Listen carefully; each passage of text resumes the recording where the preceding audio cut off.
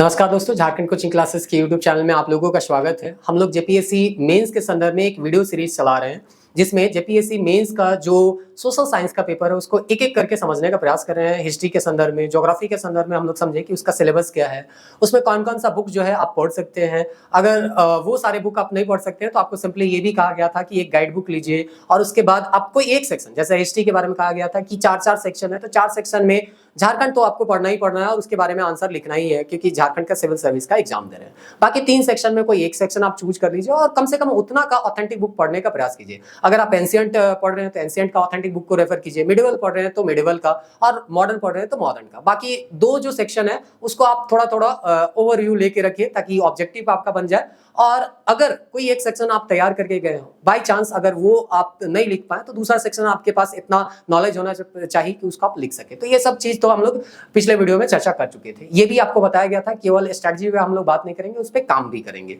और वही काम जो है इस वीडियो से हम लोग प्रारंभ कर चुके हैं। यहाँ पे एक टॉपिक हम लोग यहाँ पे पढ़ेंगे, ऑथेंटिक बुक से पढ़ने का प्रयास करेंगे। उसके बाद प्रश्न तो आपको टेलीग्राम चैनल में भेज दिया गया और ये भी कहा गया है कि आप उस प्रश्न का उत्तर लिख के भेजिए। अलग अलग लोग अलग अलग प्रकार के उत्तर लिख के भेजेंगे तो अलग अलग शैली हमको पता चलेगा, लेखन शैली पता चलेगा। इसमें सब कोई का एक तरह से कहिए लेखन शैली में इंप्रूवमेंट होगा।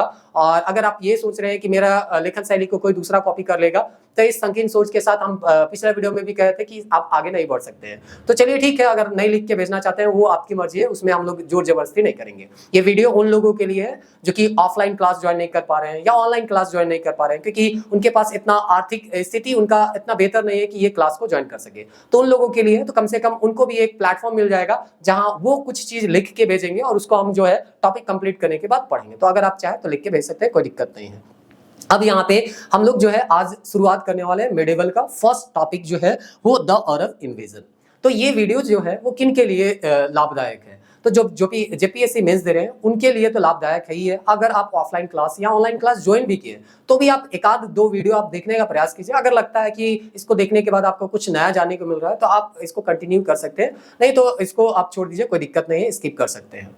दूसरा चीज है कि यहाँ पे आपको हम जो है ऑथेंटिक बुक से चीजों को समझाने का प्रयास करेंगे और इसीलिए कुछ बुक लिस्ट जो है हम आपको बताएंगे, उसको आपको खुद से भी पढ़ना होगा। और खुद से नहीं पढ़िएगा, खुद से नहीं लिखिएगा तो आप एक तरह से कर सकते हैं। फिर हम वही बात बोल रहे थे ना कि केवल यहाँ पे चीजों को सुनने से नहीं होगा, यहाँ पे उस पर आपको काम भी करना होगा। स्टडी का वीडियो देखते रहिएगा, काम नहीं कीजिएगा तो कैसे होगा।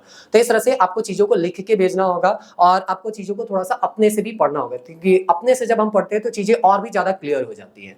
तो आज जो हम लोग यहाँ पे ये टॉपिक जो पढ़ रहे हैं उसको अगर अपने से पढ़ने के लिए कहा जाए तो आप किस टॉपिक को पढ़िएगा अपने से, तो आप गूगल सर्च कीजिएगा इस्लाम का उदय क्लास 11 का एनसीईआरटी चैप्टर 4। तो यहाँ इस्लाम का उदय दिया गया। अब कहिएगा हम लोग को तो अरब इन्वेजन पढ़ना, इस्लाम का उदय क्यों आप पढ़ा रहे हैं।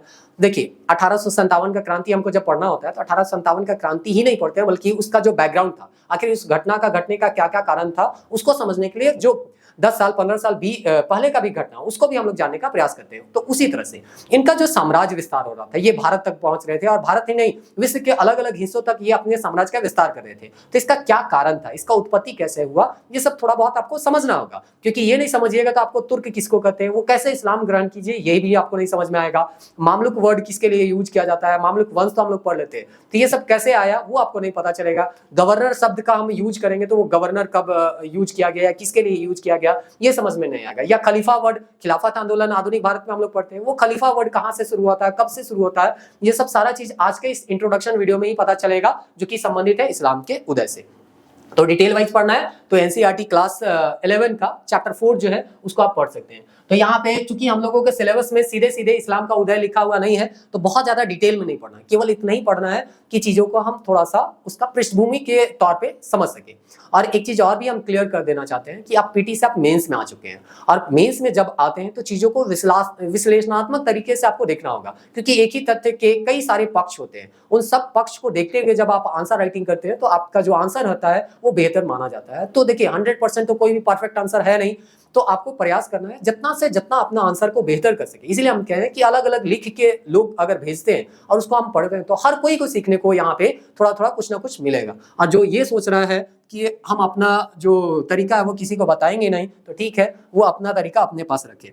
तो इस्लाम का उदय और विस्तार हम लोग देखेंगे कि कैसे ये मक्का और मदीना में इसका एक तरह से कहे उदय होता है और ये अपना साम्राज्य का विस्तार जो है विश्व के अलग अलग हिस्सों में करते हैं। तो उनके पीछे क्या कारण था वो थोड़ा बहुत हम लोग यहाँ समझने का प्रयास करेंगे। तो शुरुआत आपको पता होगा, इस्लाम का जो प्रारंभ होता है वो पैगंबर मोहम्मद से जाना जाता है और इनका जो जन्म हुआ था वो मक्का में हुआ था। और मक्का में कब हुआ था? तो 570 में। जब आप पृष्ठभूमि लिखिएगा अरब का आक्रमण क्यों हुआ था, कैसे ये अपना साम्राज्य का विस्तार करते हैं, तो उस समय पृष्ठभूमि में ये सब सारा चीज लिखने को आपको मिलेगा।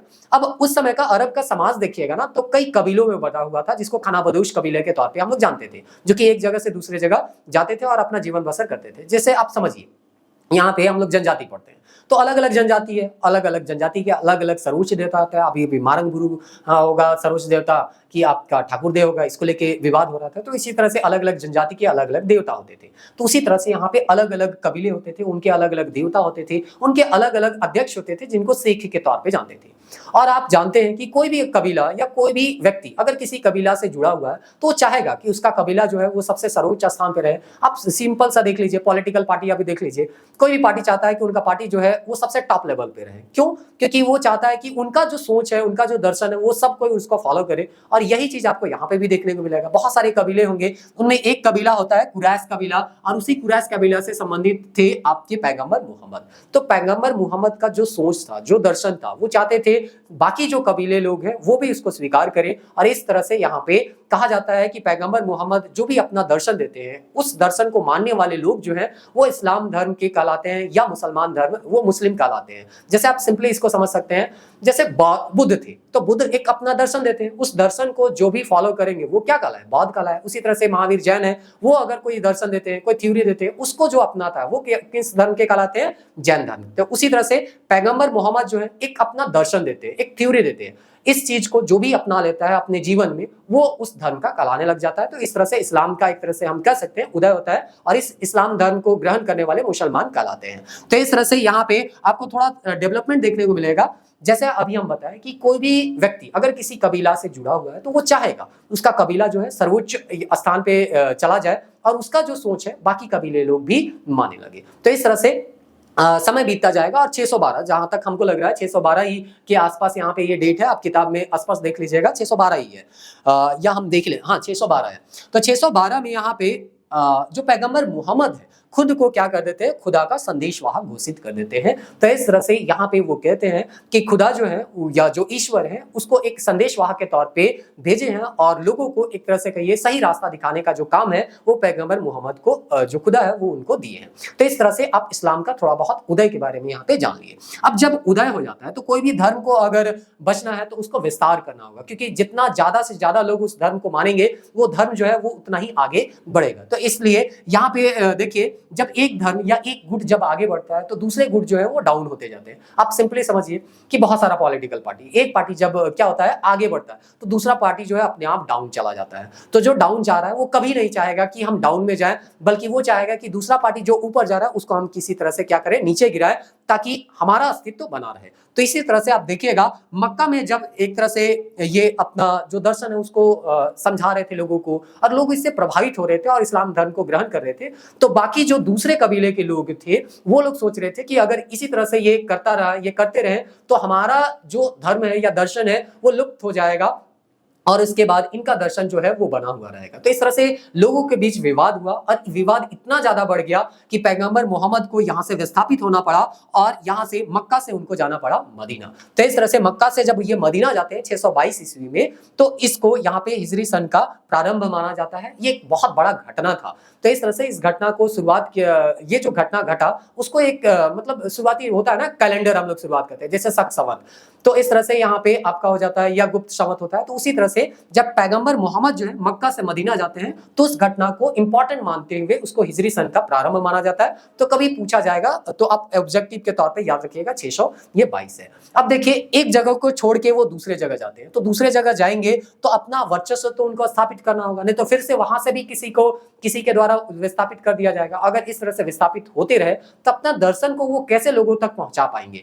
इसीलिए एक राजनीतिक संगठन का होना जो है वो बहुत जरूरी था, और संसाधन का भी होना बहुत जरूरी था। क्योंकि आप समझिए, अगर आपके पास पावर होगा तो आपका जो थ्योरी है या आपका जो सोच है वो लोग उसको मानने लग जाएंगे। तो इस तरह से इनको अब यही था कि हमारा जो है धीरे धीरे पैगंबर मोहम्मद जो अपना दर्शन जो है वो लोगों तक पहुंचाते हैं और लोगों को अपने से कनेक्ट करने का ये प्रयास करते हैं। इसीलिए लिखा गया है कि धीरे धीरे पैगंबर मोहम्मद की प्रतिष्ठा में वृद्धि हुई। लोग इनका जो दर्शन था उसको लोग समझने लगे कि ये क्या कर रहे हैं, क्या नहीं कर रहे हैं, और इस तरह से लोग इससे जुड़ते गए। और जैसे जैसे यहाँ पे जुड़ते जाएंगे तो कई कबीले, जैसा कि अभी हम बताएं कि बहुत सारे कबीले थे जिनका अपना अपना धर्म गुरु होता था या अपना अपना उनका दर्शन होता था, लेकिन ये इनसे प्रभावित होकर कई कबीले जो है इनके साथ जुड़ जाते हैं, और इसके साथ जो भी जुड़ जाते हैं वो इस्लाम धर्म के कहलाते हैं, यानी कि ये मुसलमान हो जाते हैं। तो इस तरह से कई कबीले यहाँ पे इस्लाम धर्म को स्वीकार कर लेते हैं, और इस तरह से धीरे धीरे ये अपना एक राजनीतिक संगठन बनाता है। क्योंकि हम बताए थे कि अगर आपका एक राजनीतिक संगठन होगा तो आपके पास पावर होगा, और पावर के साथ साथ आप संसाधन को भी अगर आप रखते हैं, कोई भी चाहे धन है, संपत्ति है, वो भी जो भी संसाधन है आप उसमें अपना अधिकार कर लेते हैं, तो आपका जो पावर है वो बढ़ जाएगा, और पावर बढ़ जाएगा तो अपना जो थ्योरी है या अपना जो दर्शन है वो ज्यादा से ज्यादा लोगों तक आप पहुंचा सकते हैं। जैसे होता है ना कि कोई किसी के पास पैसा ज्यादा है तो वो क्या करेगा, प्रचार करेगा, प्रचार करके वो क्या करेगा, लोगों को बताएगा कि हमारा क्या दर्शन है। अब किसी के पास पैसा ही नहीं है तो प्रचार कैसे करेगा। तो उसी तरह से ये धीरे धीरे समय बीतते जाता है, कई लोग जो है इनके दर्शन से प्रभावित होते हैं, कई कबीले जो हैं इनका जो दर्शन था उसको मान जाते हैं और इस्लाम धर्म को स्वीकार कर लेते हैं। तो इस तरह से धीरे धीरे समय बीतता जाता है, और समय बीतते बीतते कहता है कि मदीना जो बनता है इस्लामी राज्य का प्रशासनिक राजधानी बनता है। तो इस तरह से चूंकि वो मक्का से कहाँ जा चुके थे, मदीना, तो मदीना में एक राजनीतिक संगठन का वो एक तरह से निर्माण करेंगे, और जो प्रशासन का एक तरह से कहिए प्रशासनिक राजधानी बनाएंगे वो मदीना को ही बनाएंगे। और चूंकि मक्का में वो रहते हुए अपना धर्म को आगे बढ़ाए थे और 612 ईस्वी में वो खुद को खुदा का एक संदेशवाहक घोषित किए थे, तो शुरुआत तो वहीं से हुआ था। और इसीलिए कहा जाता है कि मक्का को धार्मिक केंद्र और मदीना को प्रशासनिक केंद्र के तौर पे जाना गया।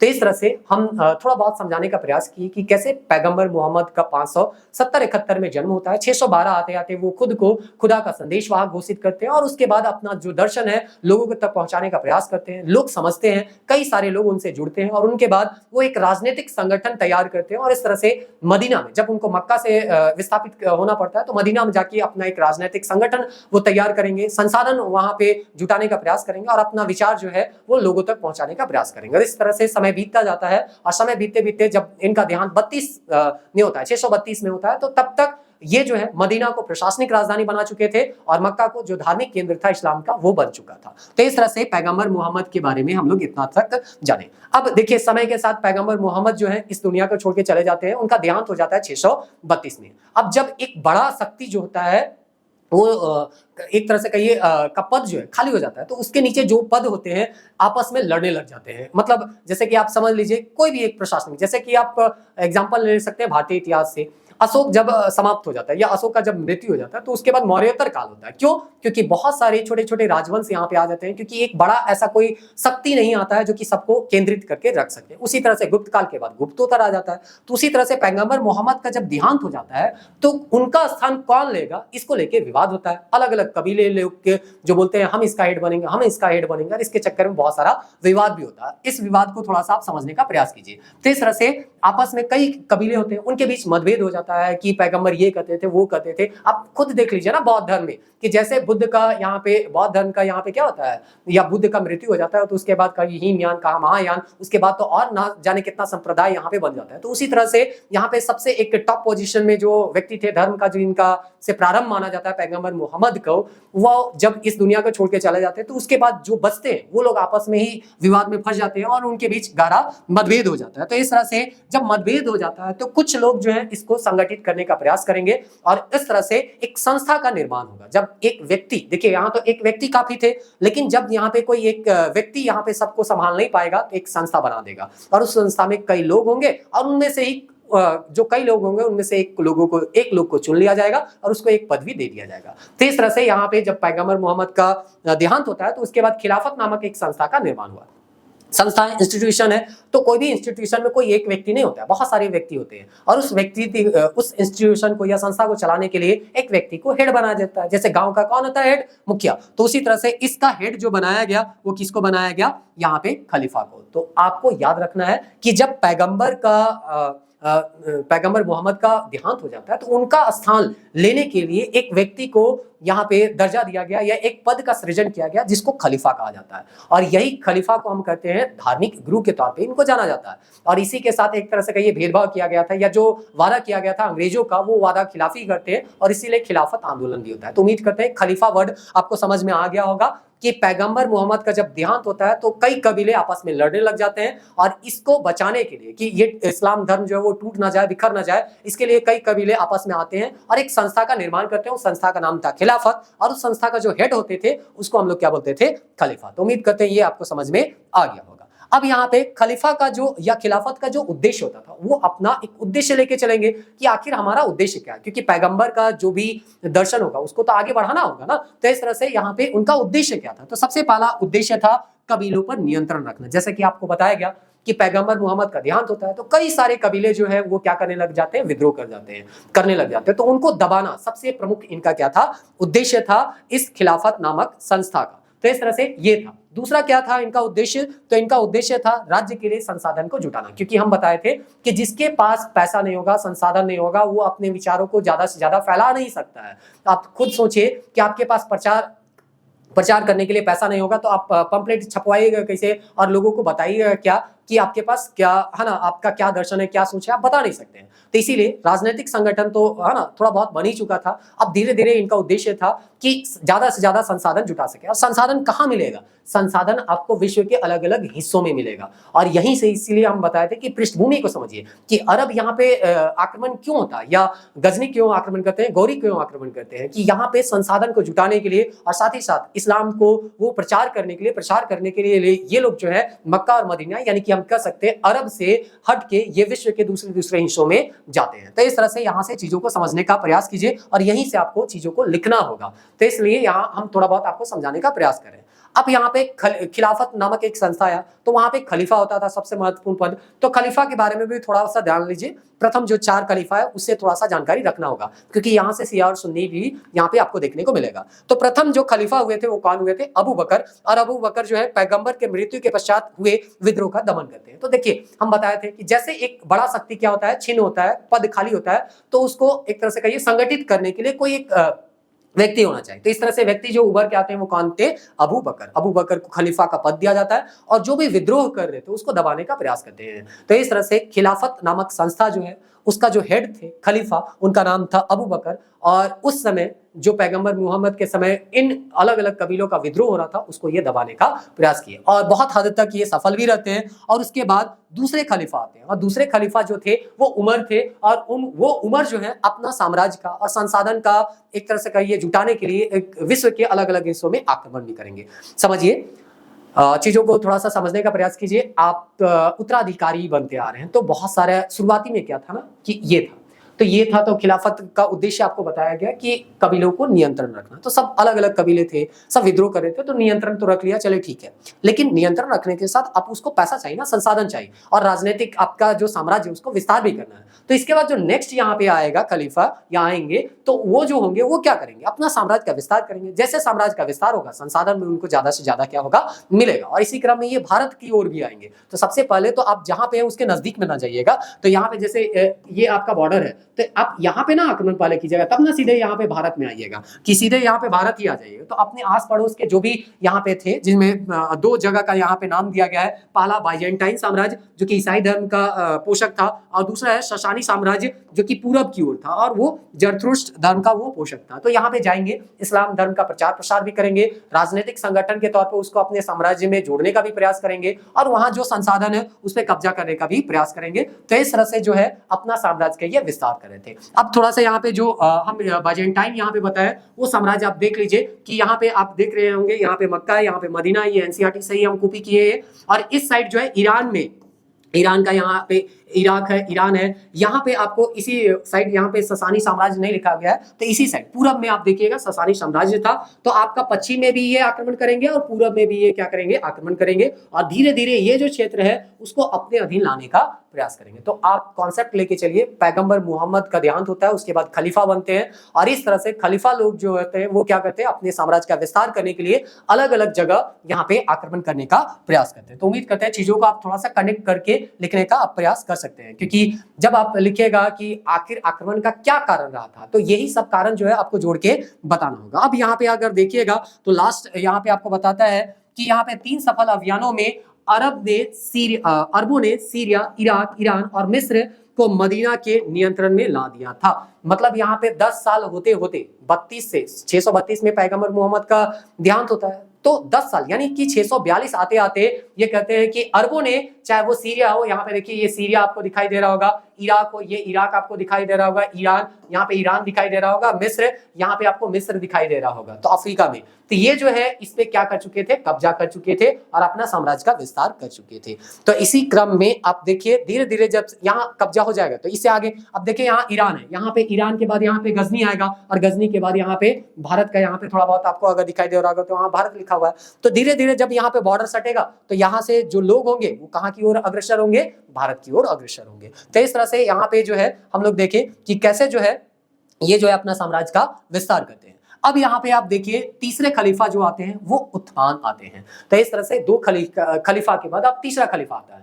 तो तीसरा खलीफा के बारे में दिया गया अपना नियंत्रण ये मध्य एशिया तक बढ़ाने के लिए अभियान चलाए। तो कुल मिला के हर खलीफा यही चाहते थे कि उनके शासनकाल में साम्राज्य का विस्तार होते रहे और ज्यादा से ज्यादा संसाधन उनको मिलता रहे। तो इस तरह से, और उनका जो एक तरह से कहिए पैगंबर मोहम्मद का जो दर्शन वो भी फैलता रहे। तो इस तरह से पैगंबर के मृत्यु के 1 दशक तक यहाँ पे बोला गया है अरब इस्लामी राज्य नील से ऑक्सास के बीच विशाल क्षेत्र को अपने नियंत्रण में ले चुका था। तो नील नदी आपको मिस्र वाला दिख जाएगा और ऑक्सास नदी जो है वो जो है आपका अरल सागर के आसपास दिख जाएगा, जो कि ईरान तक हम ऑलरेडी बता चुके थे। तो वही चीज यहाँ पे भी आपको जानने को मिलेगा कि 1 दशक तक ये जो है अरल सागर है और यहाँ पे आपका ऑक्सास नदी है, और यहाँ पे ईरान वगैरह है, गजनी वगैरह यहाँ पे आप देख रहे हैं, यहाँ पे कब्जा हो चुका था, और यहाँ पे आपका नील नदी है, और यहाँ पे आपको मिस्र में बताया गया था कि यहाँ पे ये कब्जा कर चुके थे। तो कुल मिला के आप समझिए 642 आते आते तक यहाँ पे आपका इनका जो साम्राज्य था वो काफी बड़ा बन चुका था, और इस साम्राज्य से उनको काफी सारा संसाधन में मिल रहा था।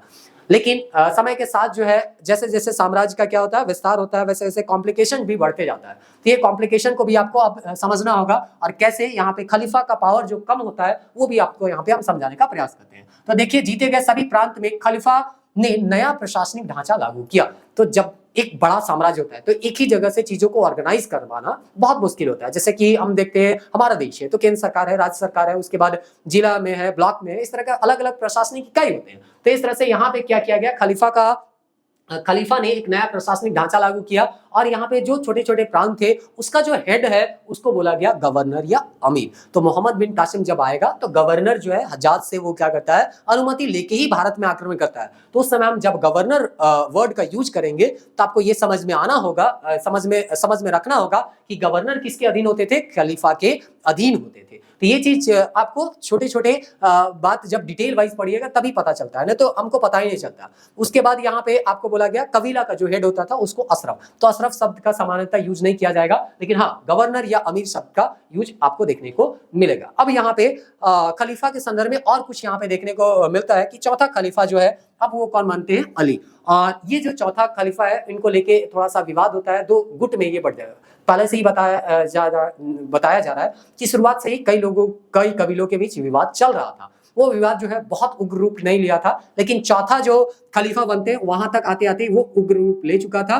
और यहाँ पे कहा जाता है अभी इनका हत्या कर दिया जाता है अली का। तो माना जाता है कि ये जो है सिया के अनुसार ये जो है वो पहले जो है यहाँ पे क्या किए जाते हैं, वो खलीफा माने जाते हैं। तो 2 गुट बन जाता है, सुन्नी और शिया। तो इस तरह से आपस में ये लोग जो है एक दूसरे के साथ ही लड़ लेते हैं और 2 कबीला यहाँ पे बन जाता है। यहाँ पे शिया के अनुसार अली को ही माना जाता है कि ये प्रथम क्या है, कबीला है, और पैगंबर के वास्तविक उत्तराधिकारी जो है वो अली को ही वो मानते हैं। तो इस तरह से विवाद होते जाएगा, तो लोग जो है एक दूसरे के जान भी यहाँ लेने के लिए उतारू हो जाते हैं। और उसी क्रम में आपको पता चलता है कि चौथा खलीफा जो अली थे उनका सिया के अनुसार पहला माना जाता है। तो उनके बारे में कहा जाता है कि इनका हत्या कर दिया गया था, और हत्या कर दिया जाता है कूफा के एक मस्जिद में। और इस तरह से यहाँ पे अगला जो खलीफा यहाँ पे बनते हैं, उनके पुत्र जो बनते हैं वो हुसैन बनते हैं। तो इस तरह से देखिए यहाँ विवाद चलता रहेगा। आपको थोड़ा थोड़ा जानकारी होना चाहिए कि डेवलपमेंट यहाँ पे कैसे हो रहा है। बहुत ज्यादा यहाँ पे हम लोगों को इस्लाम के उदय में नहीं जाना है। अब यहाँ पे देखते हैं इनके बाद जो अगला जो खलीफा बनते हैं वो कौन बनते हैं, तो उनका नाम है मुआविया करके एक नाम आता है। अब देखिए यहां से आपका कुछ चेंज देखने को मिलेगा। फिर से हम बता रहे हैं चेंज को समझिए कि कहां से चेंज आ रहा है। तो खलीफा जो है वो देखिए उनके पास अभी पावर ज्यादा था, उसके अधीन गवर्नर होते थे, लेकिन अब देखिए खलीफा का पावर धीरे धीरे कम होने लग जाएगा। और इस तरह से यहाँ पे ये जो मुआविया करके हैं इनके काल में एक वंश का शुरुआत होगा जिसको हम लोग उमैयद वंश के नाम से जानते हैं। 661 से 750 तक, ज्यादा दिन तक नहीं चलेगा, लगभग ये इधर 40 साल और उधर 50, लगभग 89 से 90 साल तक जो है इनका शासन यहाँ पे चलता है। तो आपको बस इतना याद रखना है कि खलीफा आते आते एक नया वंश, जैसे हम लोग कहते हैं ना दिल्ली सल्तनत में मामलुक वंश हो गया, तुगलक वंश हो गया, तो उसी तरह से आपको याद रखना है उमैयद वंश करके यहाँ पे शुरुआत होता है। किस खलीफा के द्वारा? मुआविया खलीफा के द्वारा। अब यहाँ पे हम लोग देखते हैं कि ये जो उमैयद वंश है 661 से 750 के बीच, उसमें क्या डेवलपमेंट मिलता है, तो बोलता है 750 में इस वंश की जगह अब्बासियों ने ली। मतलब एक वंश का समाप्ति हो जाएगा, दूसरा वंश का शुरुआत हो जाएगा। तो इस अब्बासी वंश के बारे में कहा जाता है ये पैगंबर के चाचा अब्बास के क्या थे? वंशज थे। तो यहाँ कुल मिला के बस इतना कॉन्सेप्ट रखिए, अलग अलग कबीला था, एक दूसरे का वो है ना सोच को जब यहाँ पे क्या कर सकता है, मतलब कहने का मतलब है कि हम जो सोच रहे हैं वो सही है, आप जो सोच रहे हैं वो गलत है। बस यही तो सब चाहता था और यही करता था। और इसीलिए यहाँ पे कहा गया है उमैयद को ये दुष्ट बताया करते थे। कौन लोग? यहाँ अब्बासी लोग। तो इस तरह से अब्बासी कहा जाता है कि ये पैगंबर के चाचा के वंशज है और बोलते हैं उमैयद को ये दुष्ट बताया और दावा किया कि पैगंबर के मूल इस्लाम की पुनर्स्थापना जो करेंगे वो कौन करेंगे? यही अब्बासी करेंगे। तो अब्बासी वंश के बारे में थोड़ा सा आपको जानना होगा। तो फिर से ये डेवलपमेंट को थोड़ा सा समझने का प्रयास कीजिए कि कैसे पैगंबर मोहम्मद का देहांत होता है, उसके बाद खलीफा आता है, खलीफा आते आते यहाँ पे जो है उमैयद वंश का स्थापना होगा, उमैयद वंश समाप्त होगा तो अब्बासी वंश है। और अब्बासी वंश जो है वो उमैयद वंश से काफी ज्यादा लंबा समय तक ये चला था। लगभग शायद जहां तक अगर हम याद कर पा रहे हैं तो लगभग 200 सालों तक इनका वंश जो है ना छिटपुट तौर पे चलता रहा। ठीक है, थोड़ा थोड़ा कमजोर हुआ लेकिन ये चला था। तो अब्बासी राज्य 9वीं शताब्दी से कमजोर होता गया। तो समझ लीजिए अभी हम लोग जो पढ़ रहे थे 7वीं शताब्दी के बारे में पढ़ रहे थे, तो 9वीं शताब्दी तक ये जाता है। तो मोटा मोटी हम कह सकते हैं 200 या 150 से 200 साल तक ये चला था। अब यहाँ पे देखिए जब ये खलीफा का पावर जो है वो डिक्लाइन होने लग जाएगा तो यहाँ पे कौन उभर के आएंगे? जो गवर्नर थे वही लोग यहाँ पे उभर के यहाँ पे आ जाएंगे और कुछ जो है नए लोग यहाँ पे जुड़ेंगे, उनका पावर यहाँ पे बढ़ने लग जाएगा। तो कौन लोग का पावर यहाँ बढ़ेगा? देखिए यहाँ पे लिखा है तुर्की गुलाम अधिकारियों, जिसको मामलुक वंश हम लोग पढ़ते हैं ना, कुतुबुद्दीन ऐबक, तो वही चीज है यहाँ पे तुर्की जो गुलाम अधिकारी है उसको मामलुक कहा जाता था, का नया एक शक्ति गुट बन के उभरता है और खिलाफत का विघटन होता है। धीरे धीरे सल्तनत का क्या करते हैं? उदय करते हैं। मतलब जो खलीफा पद था वो नाम मात्र के लिए रह जाएगा, लेकिन ओरिजिनल पावर जो है इन गुटों के जो हेड होंगे उनके पास आ जाएगा। कभी गजनी के पास आएगा, कभी गोरी के पास आएगा। तो इस तरह से यहाँ पे होगा। लेकिन हाँ, ये जो है अपना शक्ति जो है उसका स्रोत किसको मानते थे? खलीफा। जैसे इसको सिंपली समझ सकते हैं, राष्ट्रपति होते हैं तो राष्ट्रपति को कहा जाता है कि राष्ट्र का जो प्रमुख होते हैं, संवैधानिक प्रमुख होते हैं वो कौन होते हैं? राष्ट्रपति होते हैं। लेकिन वास्तविक प्रमुख कौन होते हैं? प्रधानमंत्री। उनके पास ओरिजिनल पावर होता है। तो उसी तरह से खलीफा जो है अब नाम मात्र के एक तरह से कह सकते हैं वो सर्वोच्च अधिकारी थे। ओरिजिनल पावर जो था अब इन लोगों के हाथ में आ चुका था। तो इस तरह से अब्बासी खलीफा प्रतीकात्मक मुखिया बन गए, मतलब प्रतीक के लिए ही बन गए। वास्तविक जो हेड थे वो अब ये तुर्क गुलाम अधिकारी ही बन गए थे। और उसी में तुर्क के बारे में आया है तो एनसीईआरटी में ही दिया गया है, जिसको हम यहाँ पे पढ़ते हैं। उम्मीद करते हैं वीडियो यहाँ तक देख रहे हैं तो थोड़ा बहुत आप जो है हमको बर्दाश्त कर पा रहे होंगे। तो यहाँ पे देखिए 10वीं और 11वीं शताब्दी में तुर्की सल्तनत के उदय से अरबों और ईरानियों के साथ एक तीसरा प्रजाति समूह जुड़ गया। तीसरा प्रजाति समूह जुड़ गया और वो प्रजातीय समूह कौन था? तुर्क था। तुर्किस्तान के मध्य एशियाई घास के मैदान अरल सागर के उत्तर पूर्व के चीन की सीमाओं तक के खानाबदोश कबीलाई लोग थे। तो कुल मिला के अरल सागर आपको बताया गया था, तो उससे थोड़ा सा जाइएगा पश्चिम में तो सॉरी पूरब में जाइएगा तो चीन का सीमा मिलेगा। तो चीन का सीमा से लेके अरल सागर तक के बीच के जो लोग रहने वाले लोग थे, कबीला लोग थे, वही कबीला लोगों को एक तरह से कह सकते हैं कि ये लोग इस्लाम को स्वीकार कर लेंगे और यही तुर्क मुसलमान कहलाएंगे। तो यहाँ पे वही चीज को बोला गया, तुर्क जो थे वो तुर्किस्तान के मध्य एशियाई घास के मैदान, और ये कहाँ घास का मैदान है? तो अरल सागर के उत्तर पूर्व। तो अरल सागर ऐसे जाइएगा, फिर उत्तर जाके कहाँ जाना है? पूरब। पूरब साइड जाएगा तो कौन मिलेगा तो चीन मिलेगा। तो उनके बीच यहाँ पे ये जो रहते थे कबाइली खानाबदोश वही लोग थे जिन्हें धीरे धीरे इस्लाम को अपना लिया, है ना। और ये जो थे वो क्या थे, कुशल सवार थे, कहने का मतलब घुड़सवार थे। ये कुशल योद्धा के तौर पे यहाँ पे जाने जाते थे और इसीलिए गुलाम और सैनिक के रूप में ये अब्बासी वंश आपको मिला, शमानी वंश हो गया या बुहावी के प्रशासन में शामिल होते गए और वफादारी तथा सैनिक योग्यताओं के कारण तरक्की करके उच्च पदों पर ये क्या हो जाते हैं, पहुंच जाते हैं। और इस तरह से गजनी की स्थापना अल्पतकीन, ये हम लोग नेक्स्ट चैप्टर में पढ़ेंगे। और उसके बाद यहाँ पे गजनी जो है बाद में जो हेड हो जाता है वो कौन होता है, महमूद हो जाता है। तो इस तरह से यहाँ पे कभी गजनी अल्पतकीन होगा, है ना, कोई शुरुआत करने वाला होगा और उस साम्राज्य का विस्तार करने वाला कोई होगा। तो मोहम्मद गजनी के बारे में तो हम लोग पढ़ते हैं। तो गजनवी एक सैनिक वंश था जिसके पास तुर्कों और भारतीयों जैसे पेशेवर सेना यहाँ पे यहाँ पे आपको देखने को मिलेगा। और ये भी कहा गया है कि मासूद का एक सेनापति भारतीय था जिसका नाम तिलक था, वो भी यहाँ पे दिया गया है। तो कुल मिला के तुर्क के बारे में अगर कभी लिखना होगा तो ये याद रखिएगा, तुर्क जो है अरल सागर के पश्चिम से लेके पूरब में जो कि चीन की सीमा तक जाते थे, वहां के कबीलाई लोग थे। और यही कबीला लोग जो है इस इस्लाम धर्म के संपर्क में आते हैं, इस्लाम धर्म को ग्रहण कर लेते हैं। अलग अलग जो राजवंश था, चाहे वो अब्बासी था, समानी था, बुहावी था, उसके साथ जुड़ते हैं। किसके रूप में, तो एक गुलाम के रूप में, एक सेना के रूप में। लेकिन ये इतना अच्छा काम करते हैं कि आगे चल के बहुत उच्च पद को प्राप्त कर लेंगे। और उच्च पद को प्राप्त करने के बाद धीरे धीरे ये अपना वर्चस्व इतना ज्यादा बढ़ा लेते हैं कि पता चलता है खलीफा जो कि सबसे पहले जो था सर्वोच्च पद होता था, अभी भी वो सर्वोच्च पद रहा, लेकिन वास्तविक जो सत्ता आया या शक्ति आया वो इन गुलामों के हाथ में आ गया। और इसीलिए हम बोलते हैं ना कि दिल्ली सल्तनत का जो स्थापना हुआ वो गुलाम वंश के तौर पे किया गया। अर्थात यहाँ पे मोहम्मद गोरी जो है वो क्या करते हैं, यहाँ पे अपना गुलाम छोड़ के जाते हैं कुतुबुद्दीन ऐबक को, और वही गुलाम जो होता है यहाँ पे दिल्ली सल्तनत का स्थापना करता है। तो इस तरह से ये तुर्क जो है वो इस्लाम धर्म को यहाँ पे ग्रहण करते हैं। और ये तुर्क जो है इस्लाम धर्म को ग्रहण करने के बाद ये चाहते हैं कि इस्लाम धर्म जो है वो पूरे विश्व में इसका विस्तार हो, और जहां जहां ये आक्रमण कर सकते थे वहां वो आक्रमण किए और अपना साम्राज्य का विस्तार किया। और इसी क्रम में ये भारत भी पहुंचते हैं। मोहम्मद गजनी तो आप यहाँ देखने को मिल गया। तो यहाँ पे हम लोग मोहम्मद बिन कासिम के बारे में भी पढ़ेंगे, और इसके बाद जो है गजनवी का आक्रमण जो है, जो कि 17 बार आक्रमण करता है, वो भी पढ़ेंगे। तो वो सब सारा चीज आपको यहाँ से ही पता चल जाता है। उसके बाद यहाँ पे एक चीज और दिया गया है, ये चीज अगर आप लास्ट लाइन यहाँ पे पढ़िएगा तो आपको देखने को मिलेगा, लेकिन उनकी सत्ता और शक्ति का केंद्र जो है वो खुरासान और अफगानिस्तान में ही था। तो शुरुआत में क्या था, अफगानिस्तान या खुरासान उसका मेन सेंटर था, ठीक है। वो शासन करने के लिए आक्रमण करते थे, लेकिन मेन सेंटर तो वही था, खुरासान और अफगानिस्तान। और उनके लिए अब्बासी खलीफे प्रतिद्वंदी नहीं थे, बल्कि उनकी वैधता के स्रोत थे। तो अब्बासी जो खलीफा होता था, या खलीफा से हम लोग कहते थे ना, वो उनके धर्मगुरु थे। तो धर्मगुरु से अपना पदवी का वो वैधता ग्रहण करते थे। तो इस तरह से ठीक है, राष्ट्रपति जो है उनके पास पावर नहीं होता है, लेकिन ओरिजिनल पावर जो प्रधानमंत्री के पास होता है वो भी शपथ किससे लेते हैं, राष्ट्रपति से। तो उसी तरह से इनके पास पावर तो आ गया, लेकिन फिर भी ये अपना शक्ति का वैधता जो है वो किससे ग्रहण करते थे, इन्हीं खलीफाओं से करते थे। महमूद इस बारे में सचेत था कि वह एक गुलाम का बेटा है, और है ना, वह खलीफा से सुल्तान की उपाधि प्राप्त करने के लिए बहुत इच्छुक था। तो महमूद गजनी जो है वो जानता था वो एक क्या है, गुलाम है, लेकिन सुल्तान का उपाधि उसको कौन दे सकते थे, तो उनको कौन दे सकते थे, यहाँ पे खलीफा दे सकते थे। तो इस तरह से ठीक है, आपके पास पावर है, लेकिन जो धर्मगुरु है उसका एक अलग स्थान है, और उसको ये लोग कभी भी अस्वीकार नहीं करते थे। तो इस तरह से यहाँ पे दिया गया है, खलीफा सिया सत्ता के, है ना, प्रति संतुलनकारी धड़े के रूप में गजनवी को, जो कि सुन्नी था, समर्थन देने के लिए राजी भी हो गया।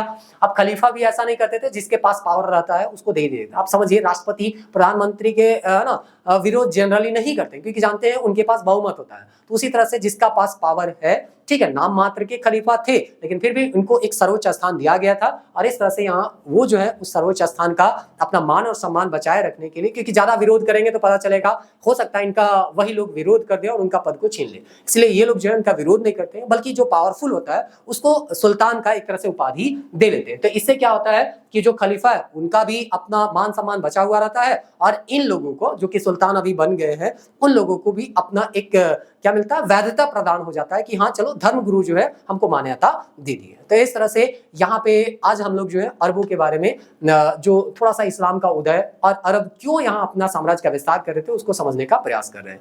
वीडियो थोड़ा सा तो लंबा होगा ही होगा, और यहाँ तक आप वीडियो को देख रहे हैं तो उम्मीद करते, देखिए होता क्या है ना कि कैमरे सामने जब कोई नहीं रहता है तो बोलने में थोड़ा सा अजीब तो लगता होता है कि क्या बोल रहे हैं क्या नहीं बोल रहे हैं, लेकिन फिर भी यहाँ पे उम्मीद करते हैं आप चीजों को समझ रहे होंगे। हम समझाने का प्रयास कर रहे हैं। कोई सामने बैठा हुआ रहता है तो क्या होता है, उसको कुछ समझ में नहीं आता है तो वो बीच में पूछ लेता है। तो यहाँ अभी फिलहाल हम लोग लाइव जो है क्लास अभी नहीं चला पाएंगे, तो आप लोग को ऑफलाइन जो है यहाँ क्लास जो दिया जा रहा है, सॉरी यहाँ ऑनलाइन जो रिकॉर्डेड क्लास आपको दिया जा रहा है उससे आप पढ़ने का थोड़ा बहुत प्रयास कीजिए, ठीक है। अगर एक साथ वीडियो को कंटिन्यू नहीं कर सकते तो पॉज करके भी आप देख सकते हैं, चीजों को समझने का प्रयास कीजिए। हम प्रयास करेंगे बहुत जितना जितना हमसे हो सकता है वो आसान से आसान तरीके से आपको समझाने का हम प्रयास करेंगे।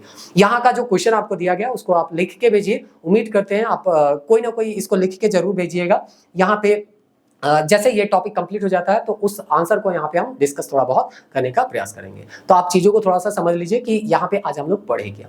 सबसे पहले यहाँ पे इस्लाम का उदय पढ़े। इस्लाम का उदय कहाँ होता है? मक्का में। मक्का में पैगंबर मोहम्मद के उपस्थिति या उनके से ये इस्लाम धर्म का क्या होगा? उदय होगा। 612 में वो अपने को खुदा का संदेशवाहक घोषित कर लेते हैं। 22 में इतना ज्यादा विरोध होता है कि मक्का से उनको मदीना जाना पड़ता है। मदीना जैसे वो जाते हैं तो अपना साम्राज्य का वो क्या करते हैं? विस्तार करते हैं। एक राजनीतिक संगठन बनाते हैं, संसाधन को जुटाने के लिए वो अपना साम्राज्य का विस्तार करते हैं। उसके बाद 32 आते हैं, उनका देहांत हो जाता है और इसके बाद 4 खलीफा होते हैं। उनका सबसे मुख्य उद्देश्य बस यही होता है कि अपना साम्राज्य का विस्तार करे और ज्यादा से ज्यादा संसाधनों को वो जुटाए। जैसे साम्राज्य का विस्तार होगा वैसे ही उनका जो इस्लाम धर्म है वो भी विस्तार करेगा और उनका जो एक तरह से कहिए दर्शन है वो पूरे विश्व में फैल जाएगा। तो दो काम था, अपना जो दर्शन है वो भी फैल जाएगा और साथ में संसाधन भी उनको मिल जाएगा। तो इस तरह से इसी विस्तार के क्रम में ये बाइजेंटाइन ससानी साम्राज्य पे कब्जा करेंगे और धीरे धीरे जो है गजनी तक पहुंच जाएंगे और गजनी पहुंचने के बाद गजनी का ही मोहम्मद गजनी जो है वो भारत पे भी क्या करता है? आक्रमण यहाँ पे करता है। इससे पहले मोहम्मद बिन कासिम था, वो भी जो गवर्नर जो कि आपको बताए थे खलीफा के क्या थे? अधीन थे, उसका अनुमति लेगा हज्जाज का और उसके बाद वो यहाँ पे आक्रमण करता है। तो ये सब सारा चीज जो है आपको समझ में आएगा जब भी आप आंसर लिखिएगा, तो ये सबको बैकग्राउंड के तौर पे आप थोड़ा बहुत लिख सकते हैं। तो मिलते हैं नेक्स्ट वीडियो में। हम लोग यहाँ पे डायरेक्ट वहां पे अरब का इन्वेजन के बारे में थोड़ा बहुत समझने का प्रयास करते हैं। तो वीडियो लंबा तो हो गया लेकिन आप यहाँ तक देख रहे हैं तो उम्मीद करते हैं चीजें आपको समझ में आ रही होंगी। मिलते हैं नेक्स्ट वीडियो में, तब तक के लिए जय हिंद।